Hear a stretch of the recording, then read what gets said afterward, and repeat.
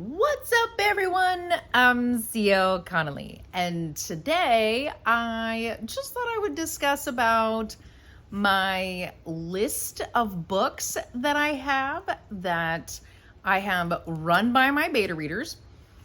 And I'm not going to give you the titles or anything, but just kind of a basic on how many I have and how many will be published. So I've got this list that I had sent to my beta readers, and they already know about the two others for the cult series. So right now I have City of Disciples, which is published, and of course the Disciples Doctrine, but the Disciples Doctrine is just their Bible, so that's fine. So the Disciples Doctrine is published and City of Disciples is published. City of Disciples is the first full-length novel in my cult series. Shunning of Disciples is the second novel, and that one is with them now. I should be getting it back here soon.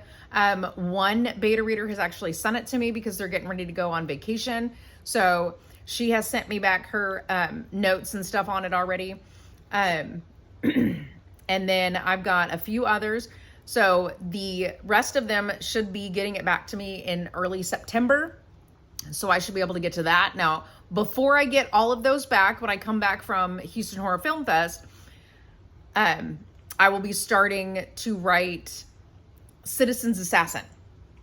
So that is my next book that I will be writing. Now, Roadkill Cafe has already been written. It will be edited and it will be published here pretty soon. But I wanted to put it on my bank, if that makes sense. So what I'm doing is I have several books that I have that I will be banking in order to get them all published by 2030. So it seems like a lot, and it really, really is. So Mutiny of Disciples is the next one to go. So Mutiny of Disciples will be going to my beta readers in November, and that will be after Shunning of Disciples is actually published. So Mutiny of Disciples goes to my beta readers in November. I get that back sometime early January. That's because of holidays and stuff like that. So it gives them enough time to actually do all their holiday stuff that they need to do. And they can ignore the book for a while, which is fine. And then that one, sorry, this one is, I'm on the wrong thing. Okay, so yeah, it'll be going to them in November. It'll be coming back to me in January. I was on the wrong spreadsheet. And I also realized I spelled publishing schedule wrong when I saved this. It says publishing. I just noticed it. Sorry, sidetracked. Anyway, Disbanding of Disciples is the fourth full-length novel in my cult series. That one will be going to my beta readers next March, and it will come back to me in May to get published. Now, for the rest of that year, yes, they will be receiving books to do the beta reader edits for. That will be coming back to me. So like Roadkill Cafe will be going to them next year to be beta edited or beta read with their notes and everything that will come back to me. I can't really call it beta edits.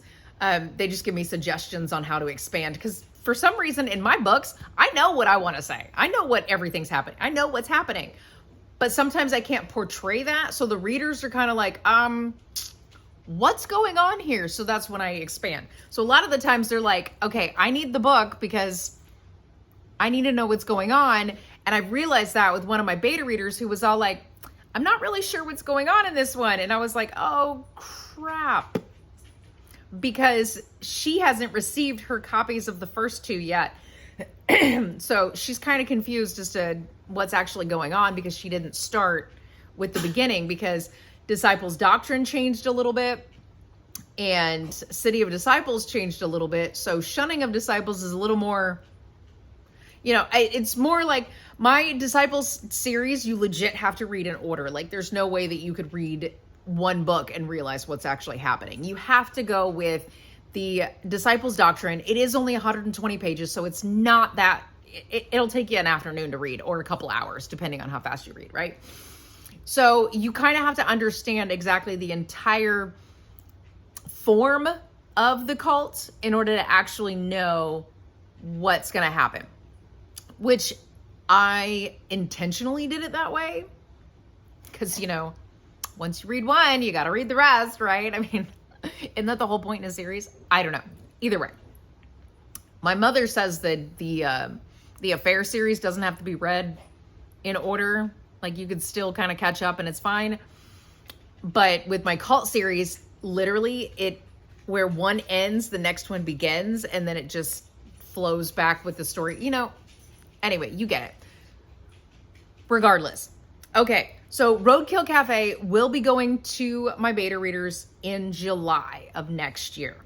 I will be getting it back in September. Now, the thing about that one is I will not be doing the beta edits until November of next year, which is fine because I'll get it back in September. I'll start doing it in November. They will have a new book by then from me. There will be another book that will have already gone to them, which is Citizen's Assassin. That's going to be the next one that I'm getting ready to write. And then that will, Citizen's Assassin will go to them November of next year, of 2024, so I can get it back in January of 2025. Now, Roadkill Cafe will not be published until 2025, and Citizen's Assassin will not be published until 2026. So I'll go back to that single one book each year because in 2030, I'm publishing one book each month. So I still want to have one book a year come out. So I do have several books. So I've got Roadkill Cafe for 2024. I've got Citizen's Assassin for 2025. And then I've got one for 2026. I've got one for 2027. I've got one for 2028. I believe I've missed something here. I'm not sure. That's 2025, 26, 27, 28, 29. Okay, somehow I must have said that wrong. Either way. And then I have 12 books that I'm publishing in 2030 because I will be publishing one book each month. Now, this is what I'm calling my holiday collection. So each month has a holiday.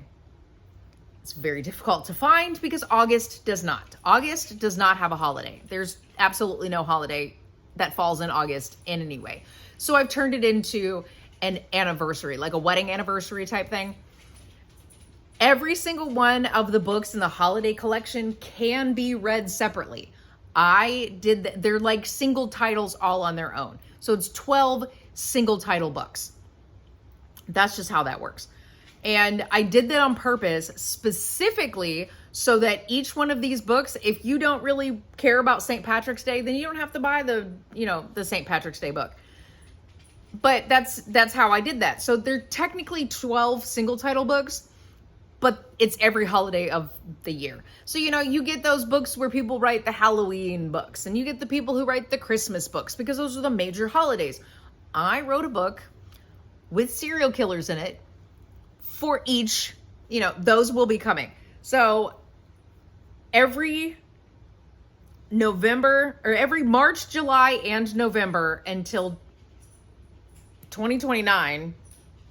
Until 2029, my beta readers will be receiving books. So November is where it starts. This November, they get a book. March, they get a book. July, they get a book. November, they get a book. And they'll be going through and doing their notes and it'll come back to me. So I'll have these banked and ready to go to them because the first book in my holiday collection will be written in December of this year. And I have it set specifically to go that way so that everything kind of is already here. It's already been edited. The betas have come back with it.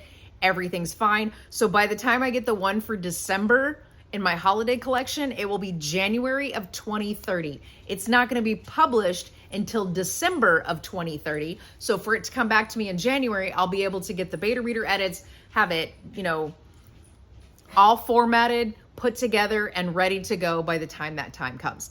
And I have it banked that way. Now, 2030 is going to be the only year that I'm going to publish one book at a time, or one book each month. And then after that, I will have books that are banked so I can hopefully publish 2 books a year after that, every year after that. And that was my plan after that. So that's how that's going. I'm hoping for the best. And I have like a spreadsheet here for when it goes to my beta readers and when it comes back. I've sent those to my beta readers. Everyone's happy with that. They don't have any conflicts or anything with any of the dates so far. And it is for like the next 6 years. So I did need, approval for that before I just start going, hey, can you read this book? Hey, can you read this book? Hey, can you read this book? So they already have the pre-approval. They know when it's coming. They know when to send it back. And everybody has agreed to it. So we're fine on that. Now, if I do have any scheduling conflicts with them where they can't take a book, then I may end up having to, induct. I'm hoping that's the right word that I'm using there. I think I am. I like that word, induct. A new beta reader to fill in that place or something. I don't know. Either way. I also have a spreadsheet here that shows when I'm going to write that book and when I'm going to edit that book and when I'm going to do the beta reader edits to those books. So, and it's not even like for Roadkill Cafe. I wrote that book last year in July. Roadkill Cafe has been written. I will be editing it in March of next year because my beta readers get it in July of next year. So by November of next year, that's when I will be doing the edits for it so that it can be published. And here is my other spreadsheet in February of 2025. And I do technically have where like there's going to be books that are published each month, but it's like on different years. Because like Roadkill Cafe is February of 2025. Citizen's Assassin will be March of 2026. And then we've got the next one in April of 2027, and then June 2029. And then it goes January through December of 2030. So I have a bank of books that's getting ready to all get written. I have so much information on these because I've been working so hard on my cult series, which have all been edited. Mutiny of Disciples, Disbanding of Disciples, they have been edited. They are ready to go to my beta readers. I don't want to just, be like, okay, you got this one back, here's this one. Okay, I got this one back, okay, here's this one. I don't want to do that to them. I want to be able to give them breaks so that they're not having to constantly go through. Because sometimes I feel like I know that some of this stuff can be really just overwhelming. And especially with a lot of the murder and stuff. Now, I got one beta reader who's like, girl, bring it on. I am so ready for all of this. She will send me back notes that's like, this isn't gory enough. I need more detail here. And it's like, I thought it was gory. Like Mutiny of Disciples, I'm willing to guarantee she's going to be very excited about because I have one scene that is absolutely just blood-filled gore all over the place. And I'm like, I love this scene. Anyway, so that is how that is going. I have to fix this before I go in there. Let me change that I to a U. It needs to be publishing schedule and not publishing schedule. Okay, there we go. I didn't even realize it even said that. Okay. Oh, see, I should have pulled up the beta reader schedule instead of that one because there was too many spreadsheets for me to be paying attention to. Anywho, there we go. So I have all of that set up. I have it ready to go with my beta readers. They are all on board for getting all of these books. I initially wanted to have, let me check this real quick, and I'm going to go with this one. So I initially wanted to have 30 books published by 2030. Okay. I thought that sounded like a good idea, right? I mean, that's a pretty good goal, right? It was basically because it's like a age milestone for me in 2030. And I thought, you know what? Having 30 books published by the time I hit that age, that would be awesome. So I have 8 out now. Mutiny of Disciples will be, Shunning of Disciples will be number 9. Mutiny of Disciples will be number 10. That will give me 10 books published. Which means next year, when I go to publish Mutiny of Disciples, I have to buy a whole new block of ISBNs. That is probably going to be one of the biggest challenges I have because I haven't bought ISBNs since 2012. I'm not even sure how much a block of 10 is going to cost me. And I may end up buying more and having like a stockpile because I don't know if they can do 50. I will totally buy a block of 50. because I know I have enough ideas to have 50 books published before, I go through all of them. So anyway, so by Mutiny of Disciples, that will be number 10. So let's see, this is 11, 12, 13, 14, 15, 16, 17, 18, 19, 20, 21, 22, 23, 24, 25, 26, 27, 28. Okay, so that's only going to give me 28 books. I'm still happy with that. Whatever. If 2031, I can publish 2 more books, that'll give me 30 books. Yeah, 2031 is a little past it, but it still gives me 30 books. I think it's amazing. And I'm at that stage where I feel like what I really want to do is just share my stories. And I know I have a lot of people who are all like, oh my God, I think your books are amazing. Now, granted, let me tell you something. I have had more teenagers who seem to like my books a little bit, which my niece, okay? My niece is on the cover of one of the Affair books. And I cannot think of what it's called right now due to the fact that the only thing I've got in my head is all my Disciple books. So I can't think of which one of the Affair books it is. Fundamental Affair. She's on the cover of Fundamental Affair.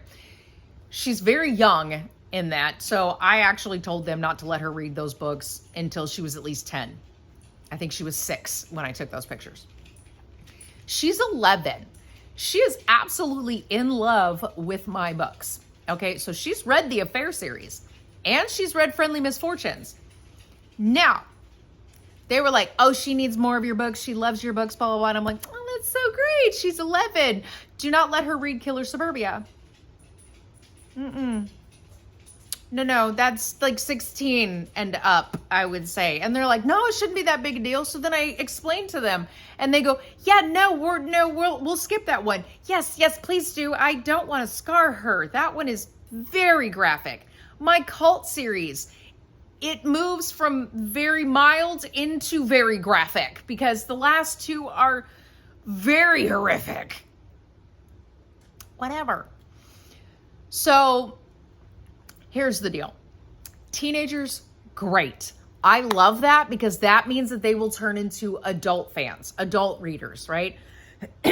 All I want is more kids to start reading so that they can, when they move into their adult life, they actually want to read. That's my biggest thing. Can we get more kids reading, please? Because I don't understand why it seems like none of the kids want to read. Nobody wants to read anymore. But because these kids are actually reading, I'm so excited about that. I got this one girl, I think she's like 14, maybe. Okay. I think she was 13 when I first met her at the very first convention, very first Houston Horror Film Fest that I ever did. She purchased Friendly Misfortunes, right? No big deal. She purchased Friendly Misfortunes. The second one, she came running and she wanted Killer Suburbia. Okay, well, you could tell she'd grown up. Well, she had read Friendly Misfortunes, Killer Suburbia. I thought it was fine because we had asked how old she was, and at the time, I think she was 14. During the Halloween convention last year, her parents came up to the Halloween convention and said their daughter loves my books, and they bought the Affair series box set for her for Christmas. I know exactly who she is because this girl will make it a point to make a beeline for my booth. And I am so happy just to see her little face. And I'm just like, you know what? This is awesome. And it's only because it's a teenager who's wanting to read and my stories at that. I don't even care if she's like my number one fan and she's the only one who buys my books. I really could not care less. Not even in the slightest. The fact that she wants to read is happy enough for me. I'm great with that. I will keep writing books just for her to read. That's how I see it. But here's my deal. I have a goal. After I have reached 30 books, if I am not making a livable wage on 30 books, I may pull out of the conventions. That's number one. Okay. So that is my goal. When I hit 30 books, if I'm still not making a livable wage on my sales and stuff like that, I may pull out of conventions. I never said I'd stop writing, because that's not true in any sense of the word. I will still write. I will still publish. I will still put my books out there. I just won't go to the conventions anymore. I have to write. I have to write books. There's always something in here. I had my granddaughter sitting on my lap one day. I don't even know what we were watching on TV. Immediately a book idea came to my head. Had to grab my computer, because for some reason she is so adorable. Okay. If I pull out a pen and try to write something down, she goes, "I write," and takes the pen away from me. So I got out my computer instead, and it was the cutest thing, the most adorable thing I had ever seen. So I pull out my computer and I start typing the notes in my little notes or something like that, right? And I'm just like typing the notes. And she starts going, type. She'll be 2 in October. Cutest little thing I've ever seen. Oh my gosh.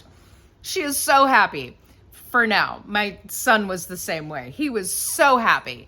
And then he turned 3 and everything was mine, you know? And it was like, oh, what happened to my sweet little boy? And then he turned 13 and, you know, hormones. And it was like, oh, I want to kill this kid. Anyway, she's adorable right now. She's a joy to have around. Either way. Hopefully I can rub off on her a little bit, because my writer creativity did not rub off on my son. He's more, you know, useless information and mathematics. I do not math in any way. I have to ask my husband sometimes how to spell a word, because I can't even figure it out enough for my computer to be all like, did you mean this word? No, I have to go into Google and Google to tell me, did you mean this? Dumbass, you know? My husband sometimes even has a problem where he's like, if I have a pen and a piece of paper, I can literally spell the word out. No problem. But if I'm typing it on my computer, if my computer can't tell me, I don't know. I don't know why. It's weird. Like somebody will be like, how do you spell this word? I don't know. I'm outside. I need a pen and a piece of paper.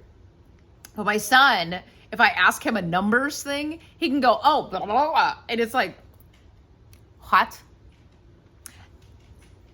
So I really want my writer creativity to like spill out onto somebody. And if it ends up being my granddaughter, that would be awesome. I would love for my granddaughter to have this like writer's instinct or something. I don't know. It's more like to have somebody to talk to about the whole writer thing, right? You know, whatever. Anyway, so I do have a bank of books that will be going through the publishing sector within the next few years, and I'm very excited to share with all of you. So if you remember Killer Suburbia from last year in July, that book is being published next year. I will be doing a bunch of hype on it, because I know that a lot of people, when I was talking about the main character and just how awful her mother is, I know a lot of people were very excited to learn, you know, to read about that, because this, let me put it this way. The first victim to the Roadkill Cafe, the very first victim, she is an abhorrent character that kind of deserves what she got, is all I have to say. But it is the main character's mother. Yes. Does the main character murder her? Yes. Yeah. So anyway, that's about as far as that's going to go. Citizen's Assassin is going to be pretty great. It gives a play on the pandemic. Vaccines, blah, blah, blah. That depends on how you see it. But there is a play on that. I'm not going to even mention how that goes. Everything else after that is, the titles kind of give it away just a little bit. Sort of, but not really. But I would rather talk about those when that time comes. But because Roadkill Cafe and Citizen's Assassin are 2 that I have already talked about, those 2 are already going to be mentioned. Everything else, I have not really discussed those. So they're not going to be mentioned right now. That's just it. The end. They're great. They're awesome. I hope everybody wants to read everything. So at Houston Horror Film Fest, my Affair series box set That's it. The ones that I have left, no more. There isn't going to be any more. I'm not going to make the Affair series box set. The Cult series box set will be coming up soon. As soon as I have all 4 of those full-length novels done, you'll get the 4 full-length novels, the Disciples Doctrine, and there's going to be extras. I want to give extras that go for each one of the books, so there'll be 5 extras in the box.